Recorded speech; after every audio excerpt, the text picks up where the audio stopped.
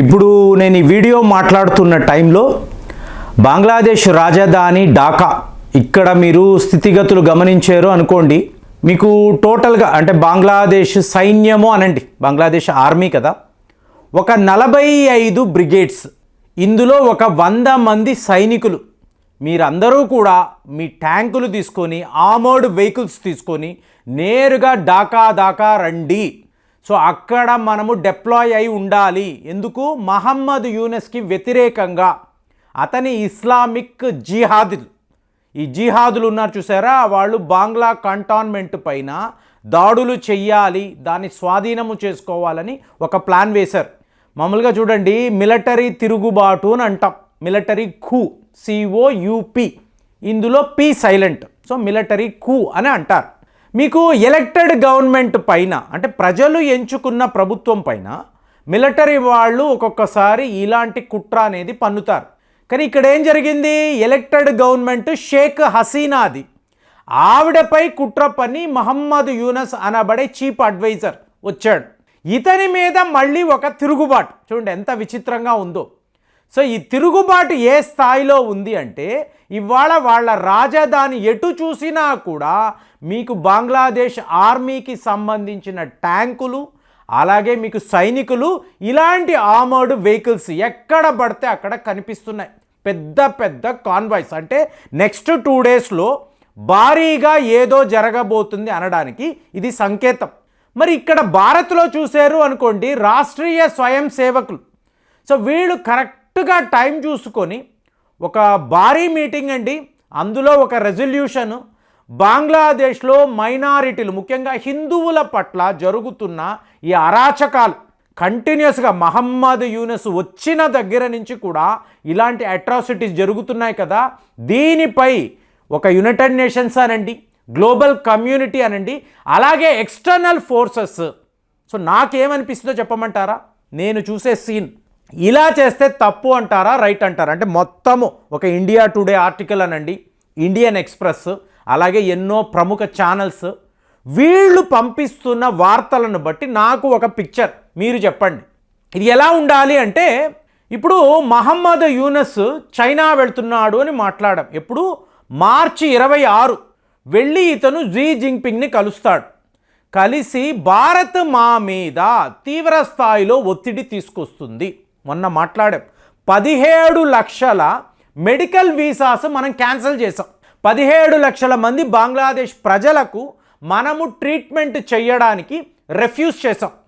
అస్సాం లాంటి ప్రభుత్వాలు అయితే రావద్దు, మీరు వచ్చినా అంటే బంగ్లాదేశ్ పౌరసత్వం పొందిన మీరు మా హాస్పిటల్స్లోకి రాకండి, మీరు అవసరమైతే పాకిస్తాన్ వెళ్ళండి, లేదా అమెరికా వెళ్ళండి, భారత్ మాత్రం రావద్దు చెప్పారు కదా. సో ఇదంతా కంప్లైంట్ చేయడానికి ఇతను జీ జింగ్పింగ్ వద్దకు వెళుతున్నాడు. వెళ్ళి మా బంగ్లాదేశ్ ప్రజలు మీ దగ్గరకు వస్తారు, మీరు ట్రీట్మెంట్ ఇవ్వండి బాబు అడగడానికి వెళ్ళాడు. మరి ఇది జరుగుతుందా? ఇంకొక 2 రోజులే కదా. ఇంతలో వార్త చూడండి ఎలా ఉందో, చూడండి విచిత్రం. నరేంద్ర మోదీ గారు థాయిలాండ్ వెళుతున్నారు. సో థాయిలాండ్లో ఒక అతి ముఖ్యమైన కాన్ఫరెన్స్, ఇదేంటి? Bay of Bengal initiative for multi sectoral technical and economic cooperation. So పేరు పెద్దది, కానీ ఇది చాలా ముఖ్యమైన ఒక మీటింగ్, ఒక కాన్ఫరెన్స్. దీనికి మోదీ గారు వెళ్తున్నారు. మీకు మహమ్మద్ యూనస్ ఈ వార్తలు తెలుసుకొని ఏప్రిల్ 2వ తారీఖు 3వ తారీఖు ఏదో ఒక రకంగా మోదీ గారిని కలిసి, అంటే భారత్ మీదే కంప్లైంట్ ఇవ్వడానికి చైనా వెళ్ళాలి అనుకున్నాడు. ఇవాళ చైనా ట్రిప్ని క్యాన్సిల్ చేసి నేరుగా థాయిలాండ్ వెళ్ళి మోదీ గారిని కలిసి, అయ్యా బాబు పరిస్థితులు ఇలా ఉన్నాయి, మీరు చక్కబెట్టండి. ఎందుకు? డొనాల్డ్ ట్రంప్ గారు చెప్తున్నారు, బంగ్లాదేశ్ వ్యవహారాలు మన ప్రధానమంత్రి గారు చూసుకుంటారు. ఇప్పుడు సీన్ చూడండి, ఇండియన్ ఆర్మీ బంగ్లాదేశ్లోకి వెళ్ళాలి. అక్కడ ఎవరున్నారు? జనరల్ జమాన్. ఈయనెవరు? షేక్ హసీనా యొక్క చుట్టం, ఈయనే ఆవిడని రక్షించిన వ్యక్తి. సో ఇప్పుడు ఇతను ఏం చేస్తున్నాడు? ఢాకాలో తన సైన్యముతో మహమ్మద్ యూనస్ చుట్టూర్తా ఒక అష్ట దిగ్బంధాన్ని క్రియేట్ చేశాడు. వాళ్ళు ఇతని మీద తిరగబడే లోపలే ఒక వీడియోలో మాట్లాడాము, ఇతను ఆఫ్రికా దేశాలకు వెళ్ళినప్పుడు ఇతను రావడం ఇతన్ని అరెస్ట్ చేసి మీకు కొత్త ఆర్మీ చీఫ్, కొత్త పాలన అని వీళ్ళు ప్లాన్ చేశారు. అజిత్ దోవల్ గారు దీన్ని పూర్తిగా ఆయన ఈ ప్లాన్నే లేకుండా చేశారు. సో జమాన్ని ఈ విధంగా మనం కాపాడాం. ఇవాళ బంగ్లాదేశ్ ఆర్మీ, ఇండియన్ ఆర్మీ కలిసి వీళ్ళు ఏం చేయాలి, బంగ్లాదేశ్లో మీకు షేక్ హసీనాను తీసుకువెళ్ళి పెట్టండి. అలాగే బంగ్లాదేశ్ నేషనలిస్టు పార్టీ, సో వాళ్ళ అధినేతలు వీళ్ళందరినీ పిలిచి మాట్లాడి బంగ్లాదేశ్లో ఎన్నికలు నిర్వహించాలి. ఇది మేము చెయ్యబోతున్నాం. బంగ్లాదేశ్ ఆర్మీ ఉంది, దానికి సపోర్ట్గా ఇండియన్ ఆర్మీ ఉంది. మీరు పీపుల్ ఎలక్టెడ్ గవర్నమెంట్, ప్రపంచ స్థాయిలో బంగ్లాదేశ్ ఒక మంచి దేశం అని పేరు తెచ్చుకోవాలంటే ఇమీడియట్గా అక్కడ ఎన్నికలు పెట్టాలి. ఎవరిని మీరు ఎంచుకుంటారో వాళ్ళే పాలకులు. మరి అంతవరకు ఈ మహమ్మద్ యూనస్ని తీసుకువెళ్ళి హౌస్ అరెస్ట్ చేయండి, లేదా దేశం నుంచి తరిమి వెయ్యండి. ఇది ఎందుకు ఇలా చెప్తున్నానంటే బంగ్లాదేశ్ యొక్క ఆర్మీ చీఫ్ మీకు జనరల్ జమాన్ ఆయన చెప్తున్నారు, ఇతను ఆ పదవికి ఫిట్ అయిన వ్యక్తి కాదు, ఇతను తీవ్రవాదులతో కలిసిపోయాడు, పాకిస్తాన్ ఆర్మీ అంటున్నాడు, పాకిస్తాన్ ఐఎస్ఐ అంటున్నాడు, లోకల్గా ఉండే ఇలాగ ఇస్లామిక్ జిహాదులతో కలిసిపోయి ఇక్కడ బంగ్లాదేశ్లోనే కుట్రలు పన్నుతున్నాడు, నా పదవి నుంచి నన్ను తీయడానికి ఎన్నో రకాలుగా వీళ్ళు ప్రయత్నాలు చేస్తున్నారు. కాబట్టి ఇతను ఆ పదవికి రైట్ పర్సన్ కాదు, ఇతనిని మనం ఇమీడియట్గా తీసివేయాలి. ఈ ప్రయత్నంలోనే ఇవాళ ఢాకా అంతా, జస్ట్ ఊహించుకోండి ఫ్రెండ్స్, మీ దేశ రాజధాని మీరు నడుస్తూ వెళ్తున్నారు, ఎటు చూసినా కూడా మిలిటరీ వెహికల్స్, సైనికులు, మీకు ఆర్మర్డ్ వెహికల్స్ కనిపిస్తున్నాయి, తుపాకులు పట్టుకొని మీ సోల్జర్స్ అలా నిలబడి ఉన్నారు అనుకోండి, మీకు కంఫర్టబుల్గా ఉంటుందా? ఉండదు కదా. సిమిలర్ టు బంగ్లాదేశ్లో ఇదే పరిస్థితి.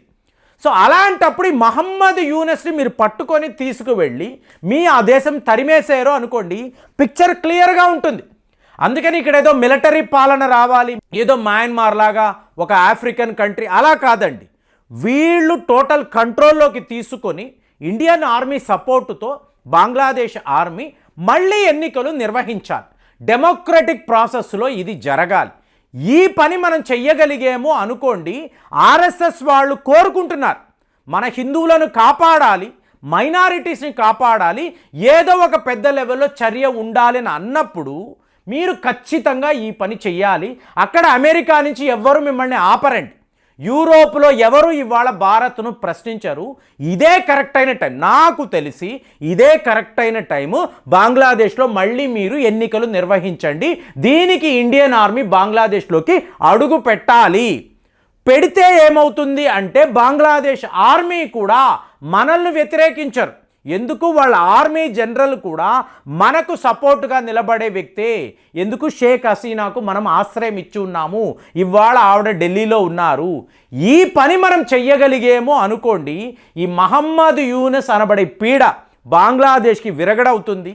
అలాగే ఇతను చేస్తున్న ట్రిక్కులు, ఈ కుట్రలు ఇవన్నీ కూడా పక్కకు వెళ్ళిపోతాయి.